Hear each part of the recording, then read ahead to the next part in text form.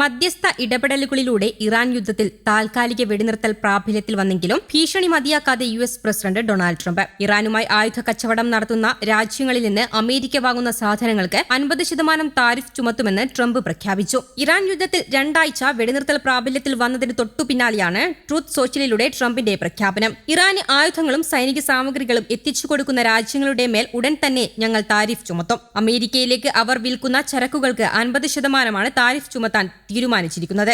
ഇക്കാര്യത്തിൽ യാതൊരു വിട്ടുവീഴ്ചയുമില്ല. ഇതായിരുന്നു ട്രംപ് ട്രൂത്ത് സോഷ്യലിലൂടെ വ്യക്തമാക്കിയത്.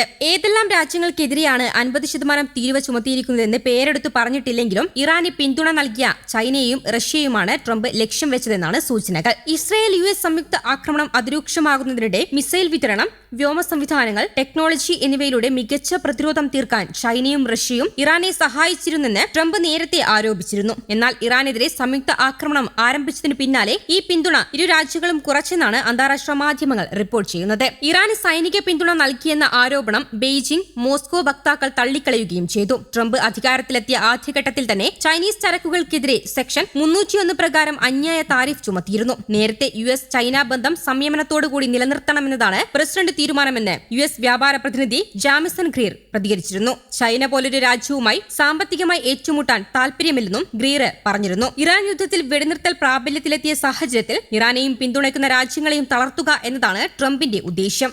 അതേസമയം കഴിഞ്ഞ മാസം ലോകരാഷ്ട്രീയവും സാമ്പത്തിക വിപണികളും ഒരേ സമയം വിറപ്പിച്ച ഒരു സംഭവമാണ് അമേരിക്കൻ പ്രസിഡന്റ് ഡൊണാൾഡ് ട്രംപ് നടത്തിയ അപ്രതീക്ഷിത പ്രഖ്യാപനം. ഇറാനെതിരായ ആക്രമണങ്ങൾ പെട്ടെന്ന് നിർത്തിവെക്കുമെന്ന് അദ്ദേഹം പ്രഖ്യാപിച്ചതോടെ ആഗോള വിപണികളിൽ വലിയ ചലനങ്ങൾ ഉണ്ടായി. പക്ഷേ ആ പ്രഖ്യാപനത്തിന്റെ തത്സമയ പ്രതികരണങ്ങളെക്കാൾ കൂടുതൽ ശ്രദ്ധ പിടിച്ചുപറ്റിയത് അതിനു മുൻപും പിന്നാലെയും നടന്ന ചില സംശയാസ്പദമായ സാമ്പത്തിക ഇടപാടുകളാണ്. രാഷ്ട്രീയ തീരുമാനങ്ങൾ സാമ്പത്തിക ലാഭത്തിനായി മുൻകൂട്ടി ഉപയോഗിക്കപ്പെടുന്നുണ്ടോ എന്ന ഗുരുതരമായ ചോദ്യങ്ങളാണ് ഇതിലൂടെ ഉയർന്നത്. ഈ വിവാദത്തിന് തുടക്കമായത് മാർച്ച് 24-നായിരുന്നു. ട്രംപ് തന്റെ സോഷ്യൽ മീഡിയ പ്ലാറ്റ്ഫോമായ ട്രൂത്ത് സോഷ്യൽ വഴി നയമാറ്റം വെളിപ്പെടുത്തിയതിനു തൊട്ടു പിന്നാലെയാണ് വൈറ്റ് ഹൌസിൽ നിന്നൊരു അടിയന്തര ആഭ്യന്തര മുന്നറിയിപ്പ് പുറപ്പെടുവിക്കപ്പെട്ടത്. വൈറ്റ് ഹൌസ് മാനേജ്മെന്റ് ഓഫീസ് ജീവനക്കാർക്ക് അയച്ച സ്റ്റാഫ് വൈൽഡ് ഇമെയിൽ സർക്കാർ നയപരമായ വിവരങ്ങൾ ഉപയോഗിച്ച് സാമ്പത്തിക വിപണികളിൽ വ്യക്തിപരമായ ലാഭം കണ്ടെത്താനുള്ള ശ്രമങ്ങളെക്കുറിച്ച് കർശന മുന്നറിയിപ്പ് നൽകിയിരുന്നു. ഔദ്യോഗികമായി ഇത് ഒരു സാധാരണ പുതുക്കൽ എന്ന് വിശേഷിപ്പിച്ചെങ്കിലും സംഭവങ്ങളുടെ സമയക്രമം സംശയങ്ങൾക്ക് ഇടയാക്കി. പ്രഖ്യാപനത്തിന് ഏകദേശം 15 മിനിറ്റ് മുൻപ് ഫ്യൂച്ചേഴ്സ് മാർക്കറ്റുകളിൽ അസാധാരണമായ വ്യാപാര കുതിച്ചുചാട്ടം രേഖപ്പെടുത്തിയിരുന്നു.